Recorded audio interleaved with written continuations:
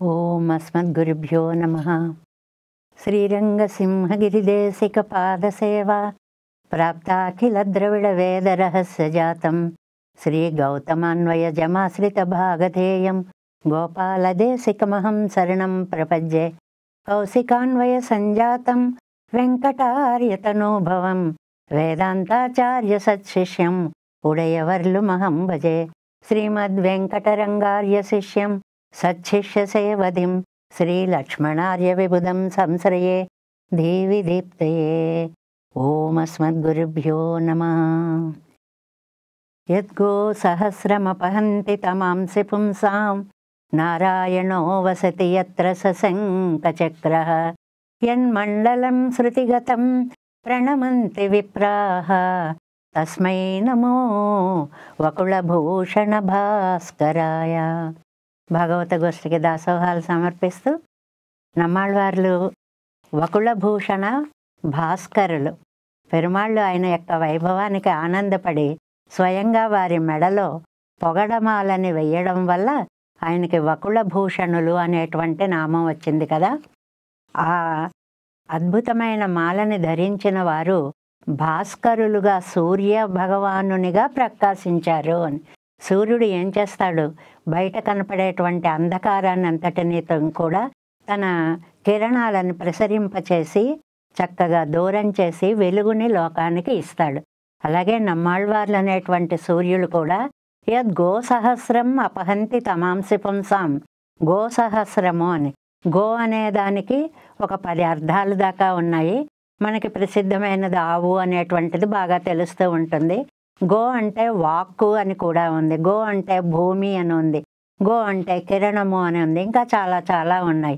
ఇందులో తన వాక్కు అనేటువంటి సహస్ర కిరణాల చేత లోకుల యొక్క అజ్ఞానం అనేటువంటి చీకటిని దూరం చేసినటువంటి ఆ వకుళ భూషణ భాస్కరులకి దాసోహాలు సమర్పిస్తూ వారు అనుగ్రహించినటువంటి తిరువాయిమొഴി దివ్య ప్రబంధంలో మనం 4వ పదిలో 3వ తిరువాయిమొഴിలో 8వ పాసురంలో ప్రవేశించాము.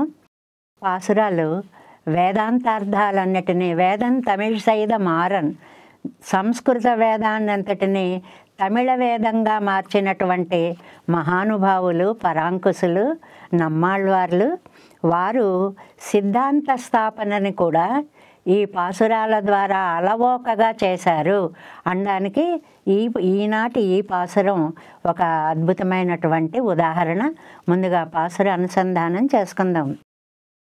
ఎన్నదావి మేలయ్యాయ్ ఏర్కొళ్ ఏజులగముం తుండ్రి ముత్తుం ఆగి నిன்ற సోది జానమూర్తియాయ్ ఉన్నదెన్నదావియం ఎన్నదున్నదావియం ఇన్న వண்ணమే నిన్నాయ్ ఎన్నో ఉరైక్కవల్లేనే.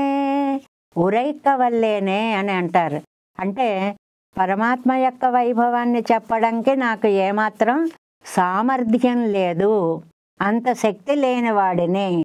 ఎన్నదు ఆవి మేలయ్యాయి, నువ్వు వచ్చి నా ఆత్మలో ప్రవేశించావు.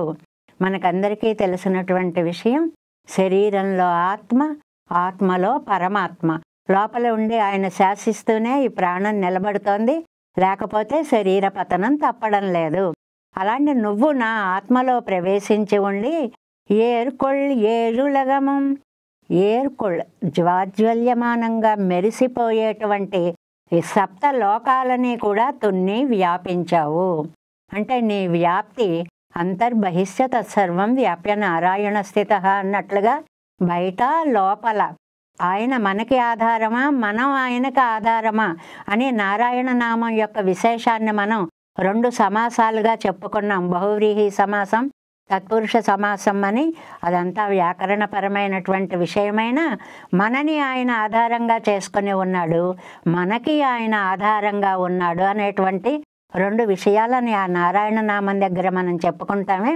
అలా వ్యాపించి ఉండి జ్ఞానమూర్తియా, జ్ఞానమే స్వరూపంగా. అంటే వ్యాప్తి అనేది 2 రకాలుగా ఉంటుంది. దేహం వ్యాపించడం ఒకటి, ఆత్మస్వరూపము జ్ఞానరూపంగా వ్యాపించడము ఒకటి. అలాంటి శ్రీయపతి ఎన్నదావి ఉన్నదు ఉన్నదావి ఎన్నదు. ఇది ఈ పాసురంలో ఉయిర్పాటు అంటారు. అంటే ఏంటంటే నా ప్రాణము నీ అధీనంగా ఉంది, నీ ప్రాణము నా అధీనంగా ఉంది. అంటే మామూలు భాషగా చెప్పుకోవాలంటే నువ్వే నేను, నేనే నువ్వు. ఇది ఉభయానంద పాసురము అంటారు.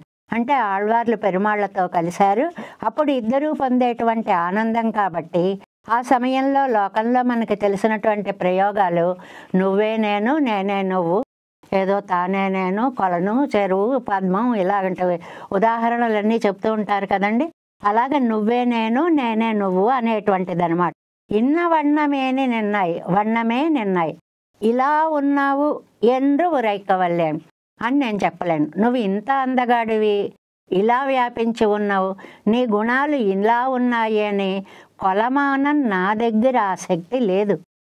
నీ గొప్పతనాన్ని చెప్పేటువంటి శక్తి ఉరైకవల్లేన్, చెప్పడానికి మాటలు చాలవు. ఇది వేదంకే చాలలేదు. యతో వాచో నివర్తంతే అని వేదం కూడా బయలుదేరి పరమాత్మతత్వాన్ని వర్ణించలేక వెనక్కి వచ్చేసింది అనేటువంటిది వేదవాక్యం ఉందే, సరిగ్గా ఆ వేదవాక్యానికి సమన్వయంగా ఉందా? నేను నిన్ను వర్ణించలేకపోతున్నాను, ఉరైకవల్లేన్, చెప్పడానికి శక్తుడనా కాదు అని. ప్రశ్నలోనే సమాధానాలు ఉంటాయనుకోండి. నువ్వు వచ్చావా ఎప్పుడైనా అంటే రాలేదు, ప్రశ్నలోనే సమాధానం. అలా నిన్ను గురించి నేను చెప్పగలనా? అబ్బే నేనేమీ చెప్పలేను అనేటువంటి దాన్ని చెప్తారు. ఇందులో మనకి ఈ నమ్మాళ్వార్లు అనుగ్రహించినటువంటి తిరువాయుమొழிకి ఒక అద్భుతమైనటువంటి వివరణ గ్రంథంగా ఆచార్య హృదయము అని అజగయ్యమనవాళ్ళ నాయనార్ అనేటువంటి మహానుభావులు రచిస్తూ 10 పదులు ఉన్నాయి కదండి మొత్తం తిరువాయుమొழிలో.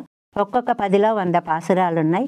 అందులో మొదటి 10కి జ్ఞప్తి అని పేరు పెట్టారండి అజగయ్యమనవాళ్ళ నాయనారు ఆచార్య హృదయము అనేటువంటి గ్రంథంలో.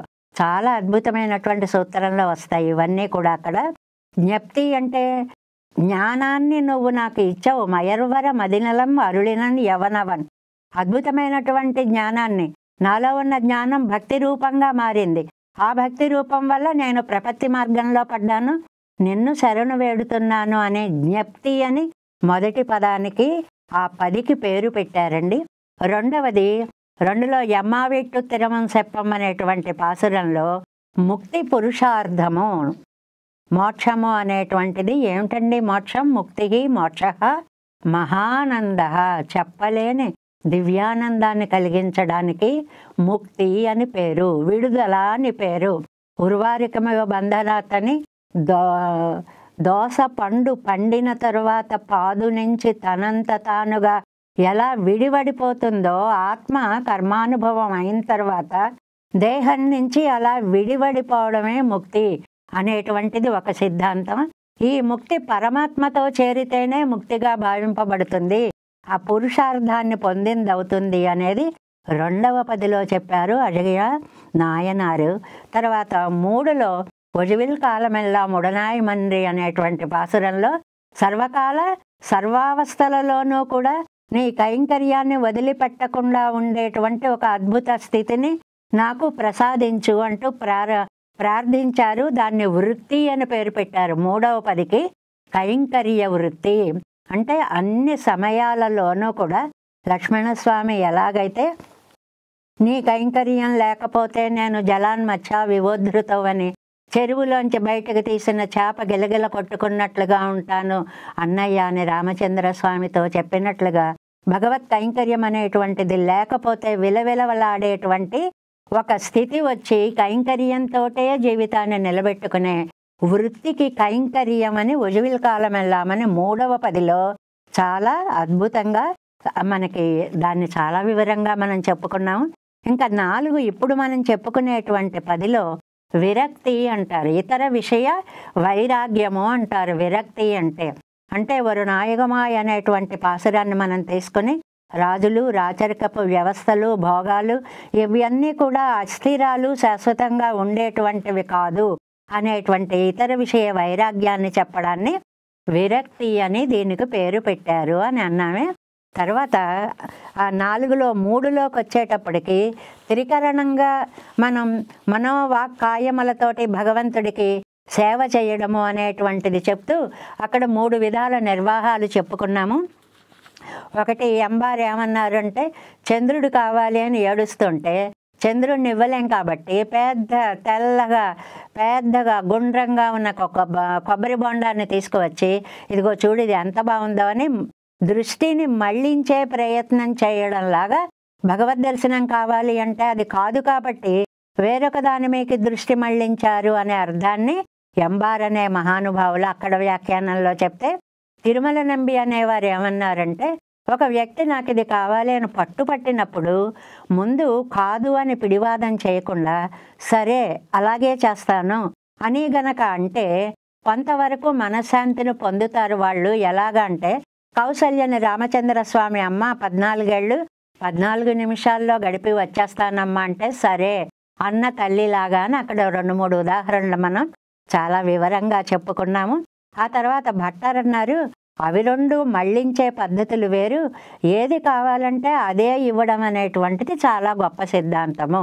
కాబట్టి కోరిన దాన్నే ఇద్దామంటే నమ్మాళ్ళవార్లు పెరుమాళ్ళని కోరితే ఆయనే వచ్చి ఇదిగో నేను వచ్చాను అని, ఇది ఉభయానంద పాసురంగా దీన్ని చెప్తాం. మనం నిన్న తిరుమంత్రార్థ పాసురంగా 7వ పాసురాన్ని చెప్పుకున్నాం. ఓం నమో నారాయణాయ అనే అర్ధ ప్రతిపాదనని ఆ పాసురం ఇస్తుంది అనేటువంటిది చెప్పుకున్నాము.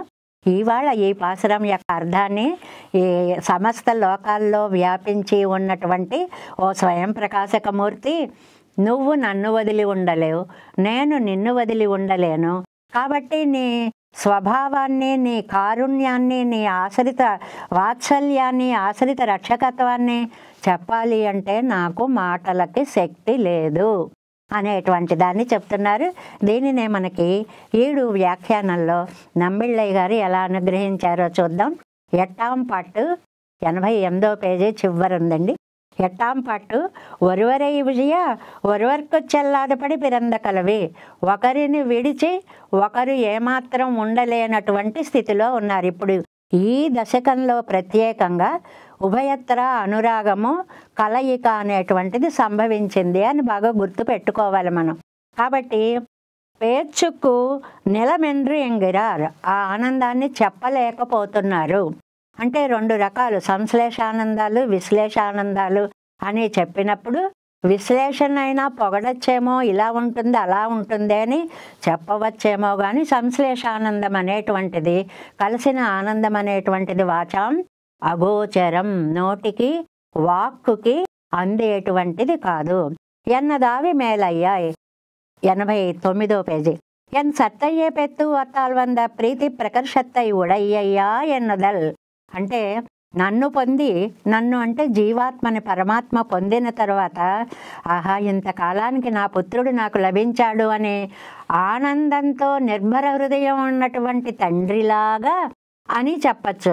ఎన్నై పెరవేణం ఎన్నో అభినవేశత్తై ఉడయ్యయ్యా ఎన్నదల్, నన్ను పొందాలనే తాపత్రయం, పట్టుదల, ఎప్పుడు వీణ్ణి నా దగ్గరికి చేర్చుకుంటాను అనే ఒక ఆరాటం, ఈ 2 భావాలు పెరుమాళ్లలో కనిపించి ఇప్పటికి నన్ను తన దగ్గరికి చేర్చుకున్నాడు స్వామి.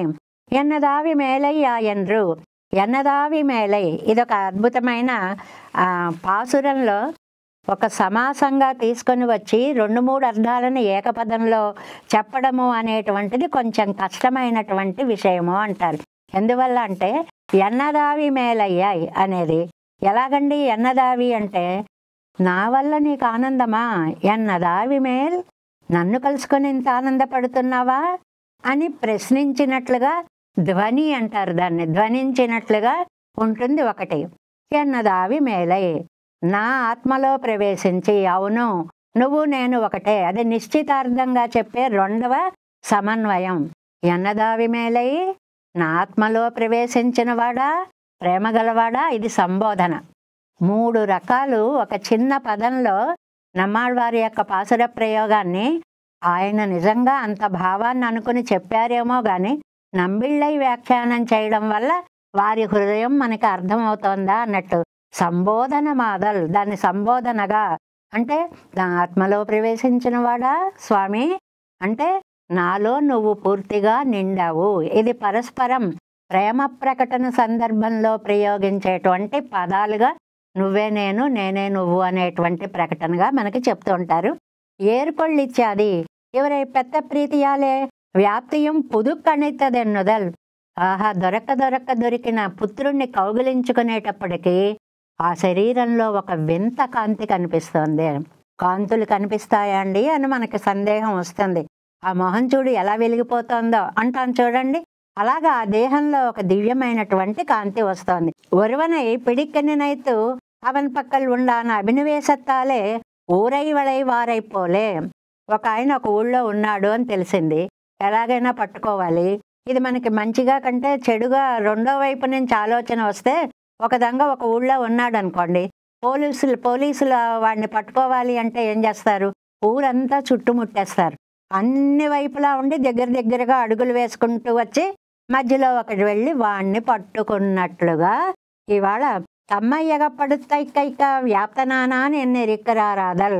నన్ను పట్టుకోవడం కోసం స్వామి అంత కష్టపడాల్సి వచ్చింది.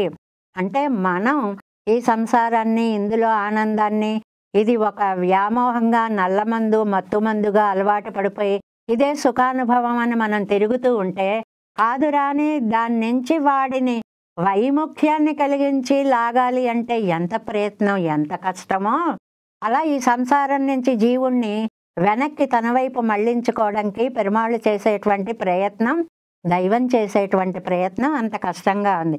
ఏర్కొళ్ళు ఏజులగమం ఇవరోడే వంద కలంద పింబు జగత్తుకు పిరంద పుదుక్కణిప్పు. ఈయనతో కలిసిన తరువాత, నమ్మాళ్వార్లతో కలిసిన తరువాత లోకాలతో కలిసినంత ఆనందం కలిగింది స్వామికి.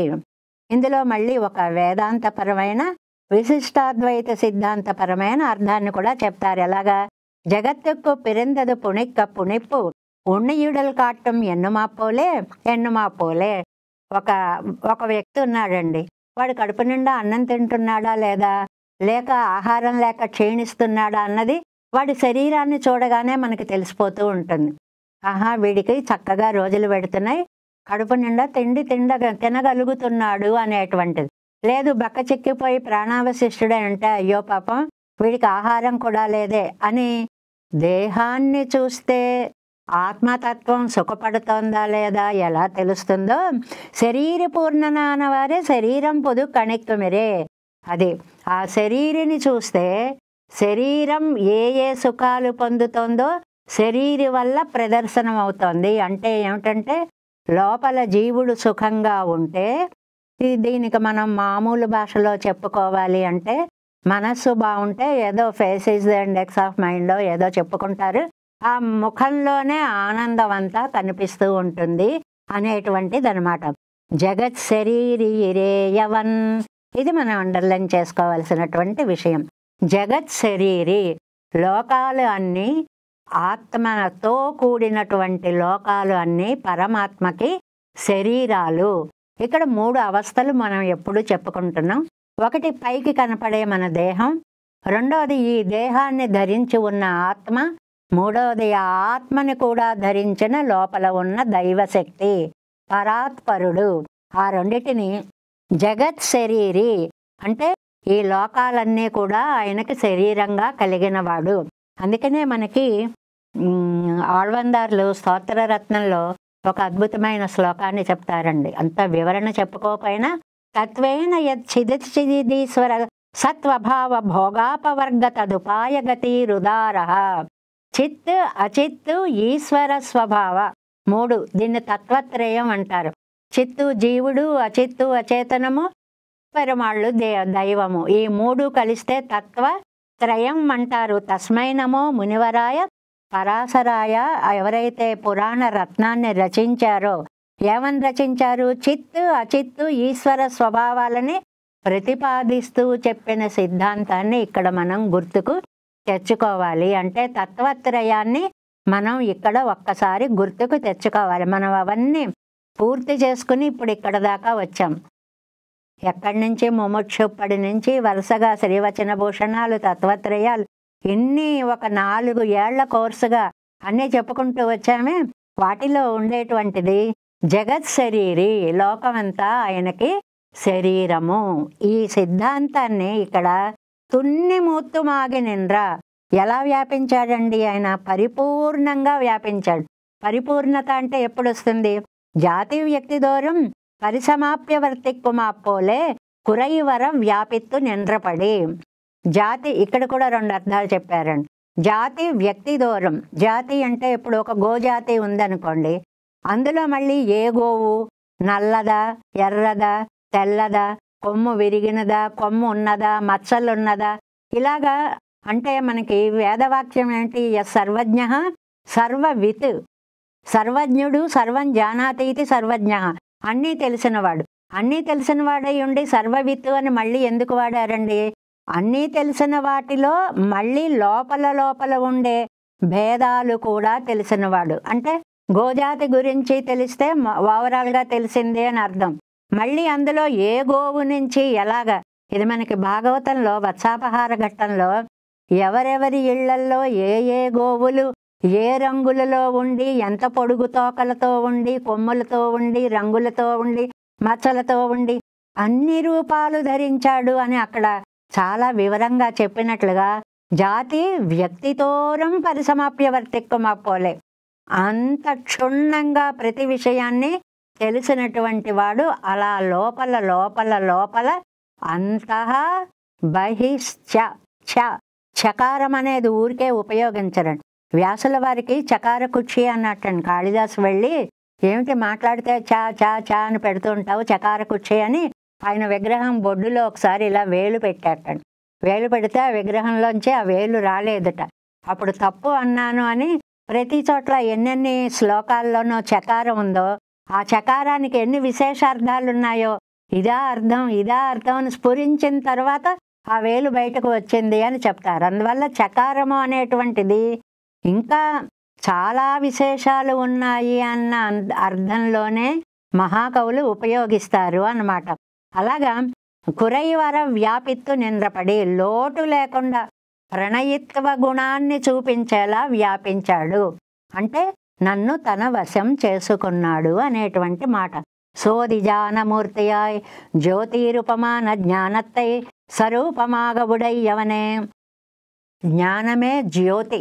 మనకి లోకంలో అంటుంటారండి, ముఖం ఎంత కళకళలాడుతుందో చూడండి అని. విద్య వల్ల ముఖం కళకళలాడుతుంది. లోపల ఉండేటువంటి జ్ఞాన సంపద వల్ల వ్యక్తికి ఒక ప్రకాశత్వం అనేటువంటిది వస్తుంది. జ్ఞానమే ఆయనగా వచ్చాడు కాబట్టి అలా ప్రకాశించిపోతున్నాడు అనేటువంటిది. ఆ తర్వాత ఉన్నదెన్నదావియం ఎన్నదున్నదావియం, ఇది సిద్ధాంత స్థాపన చేసేది. ఇక్కడ చర్చోపచర్చలు జరిగాయి.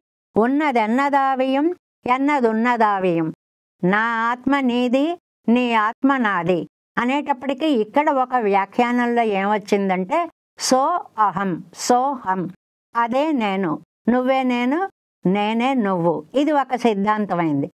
కాదు, అలాగా జగత్ శరీరీ అంటే ఈ జగత్తుని తన శరీరంగా కలిగేలా అనేన ఆత్మన అనుప్రవిశ్య నామరూపే వ్యాకరవాణి అనేటువంటి వేదవాక్యాన్ని జీవుడితో అంతరాత్మగా లోపల ప్రవేశించి నామరూపాలని నేను ఏర్పాటు చేస్తున్నాను అని స్వామి చెప్పినట్లుగా ఇక్కడ ఈ లోపల ప్రవేశించి ఉన్నాడే తప్ప ఆయన ఈయన అయిపోడు అనేటువంటి సిద్ధాంతం త్రయం అనేటువంటిది, తత్వత్రయం అనేటువంటిది ఈ వాక్యం ద్వారా చెప్పబడింది. అంటే జీవుడు దేవుడే కాదు, ప్రకృతి కూడా ఉంది. ప్రకృతి ద్వారా జీవుడిలో లోపల ప్రవేశించి ఉంటాడు పరమాత్మ అనేటువంటి విశిష్టాద్వైత సిద్ధాంత వాక్యాన్ని ఎన్నడయ్యావి అన్నదు, ఉన్నడయ్యావి అన్నదు. నా ఆత్మ నీదే. నీదే అంటే నువ్వు ఇందులో ఉన్నావు. నీతో కూడిన నేను ఈ దేహంలో ఉన్నాను, నాతో కూడిన నువ్వు ఈ దేహంలో ఉన్నావు. అప్పుడు దేహం ఒకటి, నేనొకటి, నువ్వొకటి, చిత్తొకటి, అచిత్తొకటి, ఈశ్వరుడు నారాయణుడొకడు అనేటువంటి తత్వత్రయ సిద్ధాంతాన్ని ఈ పాసురం ద్వారా చాలా చక్కగా స్థాపించారు అనేటువంటిది. ఎన్ స్వరూపం నీ ఇట్టవజక్కు, ఉన్ స్వరూపం నా నిట్టవజక్కు. నా రూపమేమో నా సర్వస్వము నీ అధీనంలో ఉంది, నీ సర్వస్వము నా అధీనంలో ఉంది. ఇలా పాఠం జరుగుతోందిటండి. ఆళ్వందారు గారు చెప్తున్నటువంటి పాఠం, యామనాచార్యుల వారి పాఠం. ఆళ్వందారు అనేటువంటి పేరు ఆయనకి. ఎందువల్లంటే ఒక సిద్ధాంత స్థాపన కోసం ఒక చిన్న బాలుడిగా రాజుగారి సభలో ప్రవేశించినప్పుడు రాజు రాణి పోటీ పెట్టుకున్నారు. ఈ అబ్బాయి గెలిస్తే అర్ధరాజ్యం ఇవ్వాలి అని ఒప్పందం అన్నమాట. అప్పుడు గెలుస్తాడని రాణి, ఓడిపోతాడని రాజు పోటీలు పెట్టుకున్నారు. ఈయన గెలిచాడు. గెలిచినప్పుడు మహారాణి ముందుకొచ్చి, ఎన్నయ్యాళ వందారో, నన్ను రక్షించడం కోసం వచ్చారా అని చెప్పి నమస్కరించింది అని అప్పటి నుంచి యమనార్యులకి ఆళ్వందార్ అనేటువంటి అద్భుతమైన నామం వచ్చింది అంటారు. ఇవిడத்தை ఆళ్వందార్ అరుళి చెయ్యానిర్క చేయదే. ఇలా కాలక్షేపం జరుగుతూ ఉండగా ఇరుంద మొదలిగలిలే సిలర్, అక్కడ చుట్టూ పండితులందరూ నేర్చుకుంటున్నారని, పెద్దలందరూ నేర్చుకుంటున్నారు. ఇంకా ఇంకా నేర్చుకోవాలి అనే జ్ఞానానికి అంతు అనేటువంటిది లేదు. వారు యామనార్యుల దగ్గర నేర్చుకుంటుంటే అందులో సిలర్ కొంతమంది పాఠం విన్నప్పుడు డౌట్స్ వస్తూ ఉంటాయి కదండి. ఇవి ఆత్మావిన్ స్వరూపం అవనిట్ట వజక్కెందాలు కూడుమే, అవన్ స్వరూపం ఇవనట్ట వజక్కాగయ్యావదన్ ఎన్ను కేట్క. స్వామి, చిన్న అనుమానం వచ్చింది. ఇప్పుడు ఆత్మ అనేటువంటిది భగవంతుడు అధీనము అంటే బాగుంది. ఆయన సర్వశక్తిమంతుడు కాబట్టి ఆయన ఇష్టం వచ్చినట్లు చేస్తాడు. కానీ ఆయన స్వరూపం నమ్మాళ్వార్ల వశం ఎలా అవుతుందండి? ఈయనకంత శక్తి ఎక్కడి నుంచి వస్తుందండి? ఎన్నుకెట్క అని ఒక ప్రశ్న వేశారటండి. వేస్తే దానికి ఆళ్వందారు సమాధానం చెప్పారు. ఇవన్ తన్నై అవను కాక్కువన్ ఎన్నవన్రు కర్మం తగయ్యవం కూడం సర్వేశ్వరం తన్నై ఇవనెట్ట వజక్కాక్కుమన్ను నివారికరిల్లై. ఇగో నీకు చిన్న విశేషం చూసుకో. ఆళ్వారు పెరుమాళ్లను పట్టుకుంటే ఆ పట్టుకుని ఆయన అనుగ్రహం కలిగేలోపు ఆయన చేసుకున్న కర్మలు అడ్డొచ్చాయి. అడ్డు వచ్చేటప్పటికి ఏం చేయలేకపోయారు. ఇది మనం మిగిలిన 3 పదుల్లో ముడియానే అనేటువంటి పాసురాల్లో వాటిల్లో చెప్పుకున్నాం. ఏం పాపం చేసుకున్నాను, ఏ కర్మానుభవం అడ్డొచ్చింది, నేను నిన్ను చేరలేకపోతున్నాను అని అడిగారు. అలాగే వీరికి కర్మ అడ్డు రావడానికి అవకాశం ఉంది. కానీ పెరుమాళ్ళు ఈయన్ని వరించాలి అంటే ఆయనకి అడ్డొచ్చేటువంటి వారు నివారకరి ఇల్లై, అడ్డు వచ్చేటువంటి వారు ఎవరూ లేరు. దీన్ని సర్వతంత్ర స్వతంత్రుడు అంటారండి. ఎలా కావస్తే అలా చేయగలిగినటువంటి సామర్థ్యము కలిగిన వాడు, శక్తి ఉన్నటువంటి వాడు. ఆన పిన్బు అదువే నిలై నిற்பదు ఇన్నం ఇవన్ స్వరూపం అవనిట్ట వజక్కాగ కూడుమో ఎన్నదిలే కాణం సందేహిక్క వేండవదు ఎన్నరుళి చేయదారు. కాబట్టి మనకైతే కర్మలు అడ్డొస్తూ ఉంటాయి. ఒక పని తలపెట్టాము అంటే అవి అయిపోతాయి అనే నిశ్చయం ఏమీ లేదండి. ఎన్ని అడ్డంకులను దాటి దాటి దాటి లక్ష్యాన్ని చేరగలిగిన వాడు అదృష్టవంతుడవుతాడు.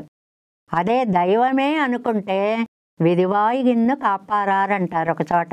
దైవానుగ్రహం ప్రవాహంగా మనపై వర్షించినప్పుడు అడ్డు పెట్టేటువంటి వాడు ఎవ్వడు ఉండడు. ఇన్నవన్నమే నిన్రాయ్ ప్రకారత్తులే నిన్రాయ్.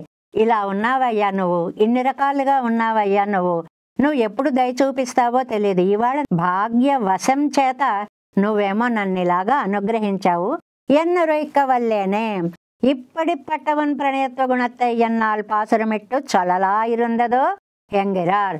నువ్వు ఆశ్రిత వాత్సల్యం కలిగిన వాడవని, ఆశ్రిత పారతంత్రం కలిగిన వాడవని 2 విషయాలు ఇక్కడ మనకి కృష్ణ సిద్ధాంతాన్ని ఈ పాసురంగా చెప్తారండి.